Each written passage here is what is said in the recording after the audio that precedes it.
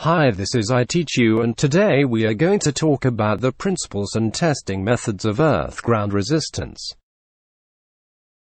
If you have not yet been subscribed us, please don't forget subscribe our channel. Poor grounding contributes to downtime, but a lack of good grounding is also dangerous and increases the risk of equipment failure. Over time, corrosive soils with high moisture and salt content and high temperatures can degrade ground rods and the connections. So, although the ground system had low earth ground resistance values when initially installed, the resistance of the grounding system can increase if the ground rods are corroded. Grounding testers are indispensable troubleshooting tools to help you maintain uptime. It is recommended that all grounds and ground connections be checked at least annually as a part of your normal predictive maintenance plan. Should an increase in resistance of more than 20% be measured during these periodic checks, the technician should investigate the source of the problem and make the correction to lower the resistance by replacing or adding ground rods to the ground system. What is a ground? The U.S. National Electrical Code (NEC) Article 100 defines a ground as a conducting connection, whether intentional or accidental, between an electrical circuit or equipment and the earth, or to some conducting body that serves in place of the earth. Grounding actually encompasses two different subjects: earth grounding and equipment grounding. Earth grounding is an intentional connection from a circuit conductor, usually the neutral, to a ground electrode placed in the earth. Equipment grounding ensures that operating equipment within a structure is grounded properly. These two grounding systems must be kept separate except for connections between the two systems. This prevents differences in voltage potential from a possible flashover from lightning strikes.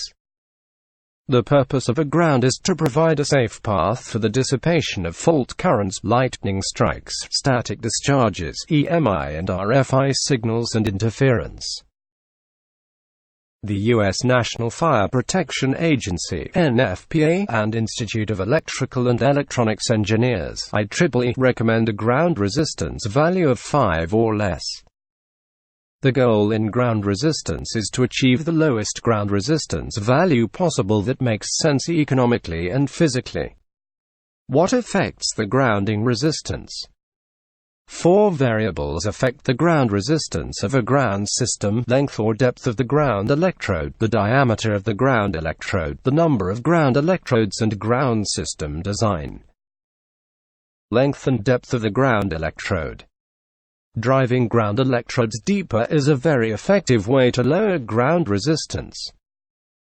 Soil is not consistent in its resistivity and can be unpredictable. The resistance level can generally be reduced by an additional 40% by doubling the length of the ground electrode.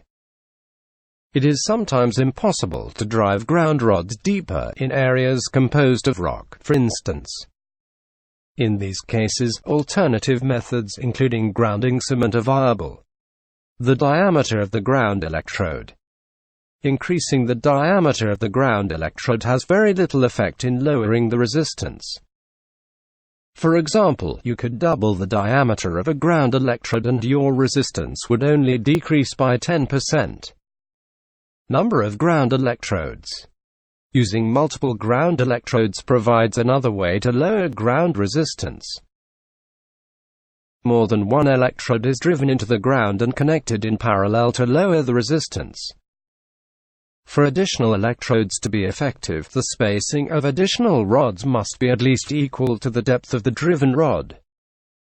The ground electrode spheres of influence will intersect and the resistance will not be lowered without proper spacing.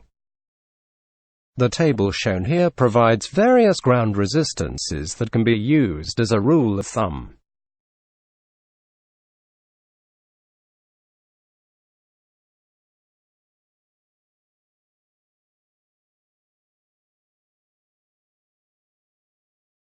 Ground system design.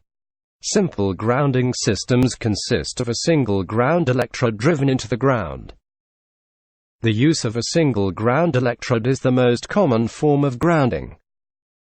Complex grounding systems consist of multiple ground rods, connected mesh or grid networks, ground plates, and ground loops. These systems are typically installed at power-generating substations, central offices, and cell phone tower sites. Complex networks dramatically increase the amount of contact with the surrounding earth and lower ground resistances. Soil resistivity measurement. Soil resistivity is necessary when determining the design of the grounding system for new installations, greenfield applications, to meet your ground resistance requirements. Ideally, you would find a location with the lowest possible resistance. Poor soil conditions can be overcome with more elaborate grounding systems. The soil composition, moisture content, and temperature all impact soil resistivity. Soil is rarely homogeneous, and its resistivity will vary geographically and at different depths. Moisture content changes seasonally, varies according to the nature of the sublayers of earth and the depth of the permanent water table. It is recommended that the ground rods be placed as deep as possible into the earth, as soil and water are generally more stable at deeper strata. Calculating soil resistivity.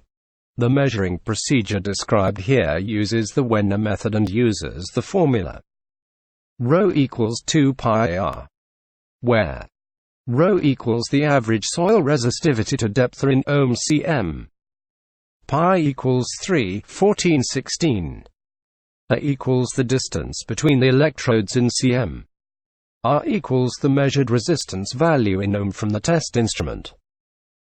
Measuring soil resistance. To test soil resistivity, connect the ground tester as shown in Fig. 1.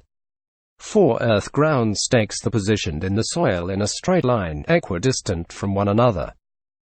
The distance between earth ground stakes should be at least 3 times greater than the stake depth. The Fluke 1625 earth ground tester generates a known current through the 2 outer ground stakes, and the drop-in voltage potential is measured between the 2 inner ground stakes. The tester automatically calculates the soil resistance using Ohm's law, V equals IR. Kindly see the figure of test current paths in the stateless method shown here. Additional measurements, where the stakes axes are turned 90 degrees, are always recommended because measurement results are often distorted and invalidated by underground metal, underground aquifers, etc. A profile is produced that can determine a suitable ground resistance system by changing the depth and distance several times. Soil resistivity measurements are often corrupted by the existence of ground currents and their harmonics. Fall of potential measurement. The fall of potential test method is used to measure the ability of an earth-ground system or an individual electrode to dissipate energy from a site. The earth electrode of interest must be disconnected. The tester is then connected to the earth electrode. Then, 2 earth stakes are placed in the soil in a direct line away from the earth electrode for the 3-pole fall of potential test. Spacing of 20 meters is normally sufficient. Placing the stakes. It is essential that the probe be placed outside the sphere of influence of the ground electrode under test and the auxiliary earth to achieve the highest degree of accuracy when performing a 3-pole ground resistance test, or the effective areas of resistance will overlap and invalidate any measurements.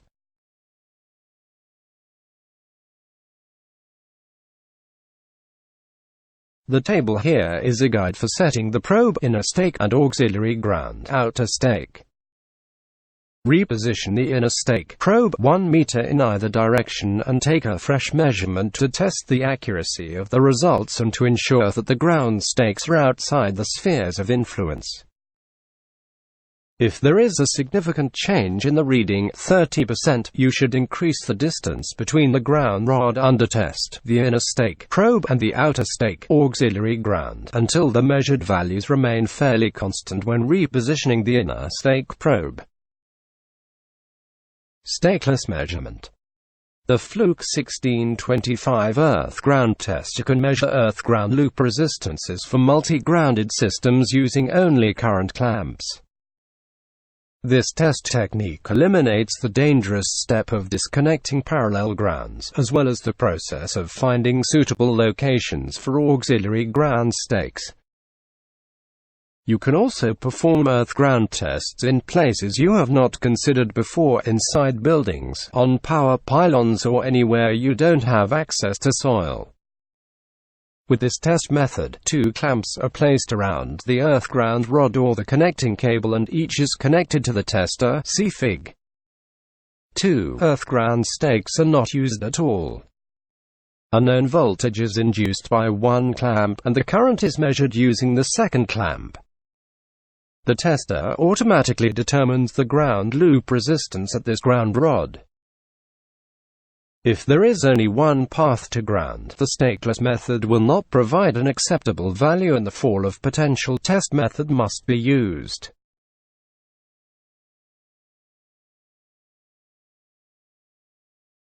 The earth ground tester works on the principle that in parallel, multi-grounded systems, the net resistance of all ground paths will be extremely low compared to any single path, the one under test.